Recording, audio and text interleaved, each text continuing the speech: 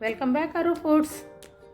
ఈరోజు నేను దోశలు వేశానండి. దోశలు అంటే మామూలు రైస్తో వేసిన దోశలు కాదండి, మల్టీగ్రెయిన్ దోశలు. వాటికి ఏమేమి దినుసులు వేశానో మీకు చూపించాలనుకున్నాను. ఒక్కసారి మీరు కూడా చూసేయండి.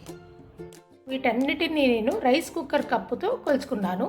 చూడండి, 1 కప్పు పెసలు, 1 కప్పు శనగపప్పు, ఉద్దిపప్పు, రాగులు, కందిపప్పు, బియ్యము, సగ్గు బియ్యము,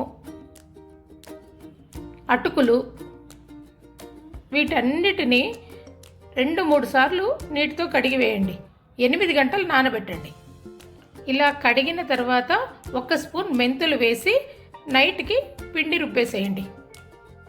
చూడండి, ఉదయాన్నే పిండి ఎంతగా పులిసిపోయిందో. ఇలా పులిసిన పిండిని బాగా కలిపి మనకు కావాల్సినంత వేరొక గిన్నెలో తీసుకొని దానికి ఉప్పు, సోడా పౌడర్ కలిపి దోశలు వేసేయడమే. అంతే, చాలా సులభం అండి. చూడండి, దోశ ఎంత చక్కగా వస్తుందో. చాలామంది రైస్తో చేసిన దోశలు తినడానికి చాలా సంకోచిస్తుంటారు. ఎందుకంటే హెల్త్ మీద అవగాహన వచ్చి రైస్కి చాలా దూరం ఉంటున్నారు. అది మంచి విషయమే. అటువంటి వారు కూడా ధైర్యంగా దోశలు తినేయండి. దోశలు తినలేదు అనే బాధ లేకుండా ఎన్ని దోశలైనా లాగించేయచ్చు. చూడండి, ఒక్కసారి ఎంత క్రిస్పీగా వచ్చిందో, అలాగే చాలా టేస్ట్గా కూడా ఉంది.